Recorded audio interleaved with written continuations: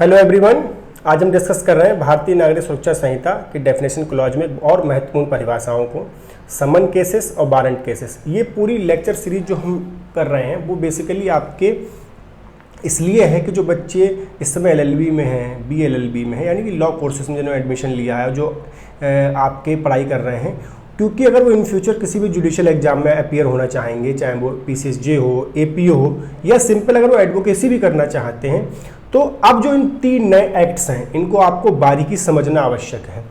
खासकर जो BNSS है, तो BNSS बेसिकली आपके CRPC के स्थान पे लाया गया है, जो हमारा पूरा जो क्रिमिनल जस्टिस सिस्टम है, यानी कि जो प्रोसीजर है कि क्रिमिनल प्रोसीजर कैसे कार्य करेगा, उसको डिफाइन करता है और उसको बताता है। तो इसको सही से समझना आपके लिए बहुत आवश्यक है। अब आते हैं हम आपके जो आज का टॉपिक है, समन केस और वारंट केस। तो समन केस बेसिकली कौन से हैं? सबसे पहले जो बच्चे उनको ये समझना होगा कि आपको नंबर्स ध्यान रखना है। डेफिनेशन क्लॉज में हमेशा नंबर्स आपके प्री के एग्जाम में पूछे जाते हैं। तो सबसे पहले तो जैसे कहाँ पर समन केस BNSS में डिफाइन किया गया है, 2X में, जहाँ पर CRPC में पहले वारंट केस डिफाइन किया गया था। ठीक है, अब जो वारंट केस है वो BNSS में 2Z में है। ये आपको बेसिकली 2 बात ध्यान रखनी है। पहली बात, अब हम ये डिफाइन पढ़ क्यों रहे हैं? पढ़ इसलिए रहे हैं जो हमारी संहिता हमारा जो ये BNSS में है या इससे पहले CRPC, इसमें अपराधों को कई वर्गों में विभाजित किया गया है। ये बेसिकली इसलिए क्लासिफाई करते हैं ताकि जो जुडिशियल प्रोसीडिंग इन फर्दर होती है उसमें भी बदलाव होते हैं।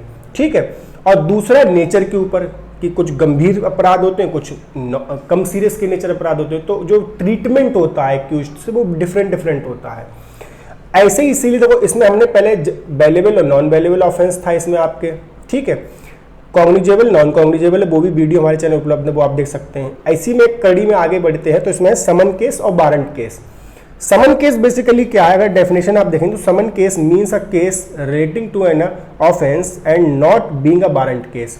यानी समन केस वे मामले हो जो अपराध संबंधित तो होते हैं परंतु वारंट केस नहीं है। अब इस डेफिनेशन से सब कुछ तो क्लियर होगा नहीं, हमें समझने के लिए समझना आवश्यक है कि भाई वारंट केस क्या होगा, तब समन केस समझ जाओगे।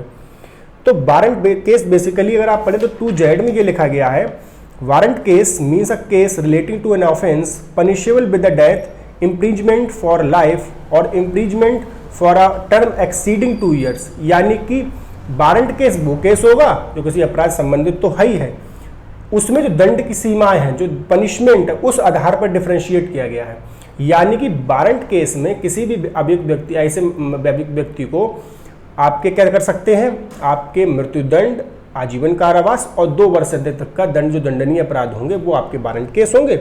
उसके अलावा समन केसेस होंगे।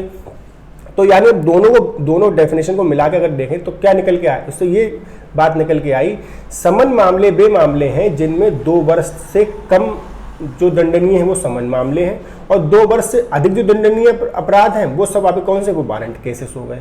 ठीक है, ये बात निकल के आ गई। अब इसके बाद इसमें जो बेसिकली जो डिफरेंशिएट किया है, इसमें 2 बातें आपको और महत्वपूर्ण समझनी है। 1955 से पहले ये जो सीमा थी वो 6 माह थी, यानी 6 माह से अधिक के जो अपराध थे वो वारंट केस थे, उससे नीचे जितने अपराध थे वो आपके समन केसेस थे। उसके बाद अमेंडमेंट हुआ तो उसको 1 वर्ष किया गया। फिर इसके बाद जब आपके और इसके बाद अमेंडमेंट हुआ तो जो वर्तमान में जो सीमा है वो आप कितनी है लिमिट, वो 2 वर्ष, यानी 2 वर्ष से अधिक के मामले वारंट केस और 2 वर्ष से कम के जो मामले वो आपके समन केसेस में आएंगे।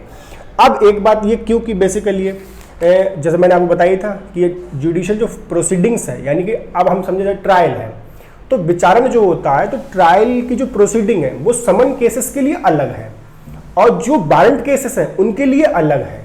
ठीक है, तो ट्रीटमेंट जो है वो आपके अलग अलग होगा। अब आते हैं एक और महत्वपूर्ण बात पे, तो और महत्वपूर्ण बात यह है कि इस दंड की सीमा को समझते हैं एक एग्जाम्पल से।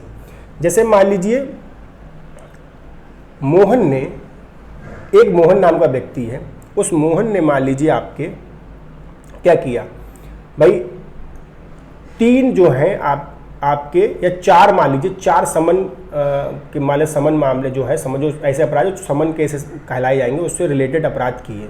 कैसे? जैसे मान लो एक मामले में 1 वर्ष की सजा है, एक में 6 माह की है, एक में 1 वर्ष की है, फिर एक में 6 माह की है। तो अगर आप जोड़ो कितने हो गए, 1 1 2 और 6 6 1, यानी कि 3 वर्ष टोटल अगर योग करो 3 वर्ष हो गया।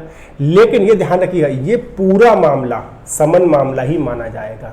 यहाँ पर ये दंड के योग नहीं कर सकते आपकी, यार ये तो 2 वर्ष से अधिक हो गया, ऐसा नहीं है। ये पूरा मामला क्या होगा, ये पूरा मामला समन मामला ही माना जाएगा, ठीक। लेकिन अब सपोज करिए मोहन ने भाई 3 अपराध किए, कौन से, पहला में 1 वर्ष की सजा है, किसी में 6 माह की है, लेकिन एक अपराध ऐसा किया जिसमें 7 वर्ष तक की सजा है।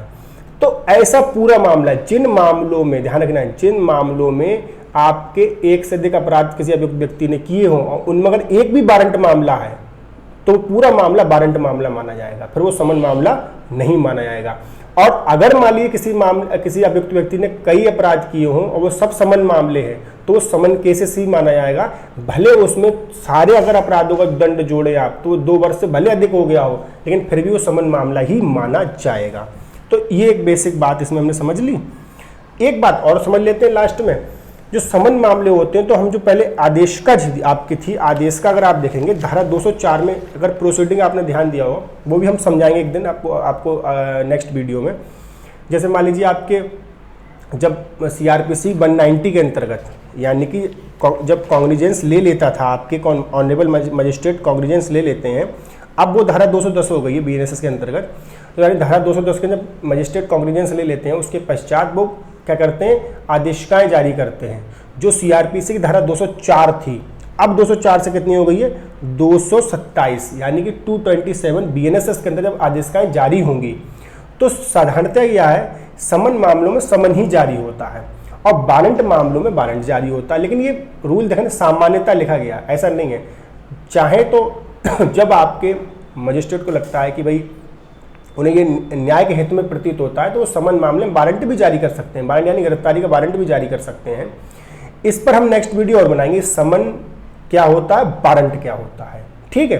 तो ये बेसिकली आपके डिफरेंस है किसमें, आपके समन केस और वारंट केसेस में। बेसिकली ध्यान रखना ये सिर्फ इसलिए है क्योंकि हम कैटेगरी कर रहे हैं, किस लिए, ताकि जुडिशियल प्रोसीडिंग को अलग अलग ट्रीट किया सके और एक्यूज्ड को अलग अलग ट्रीट किया सके।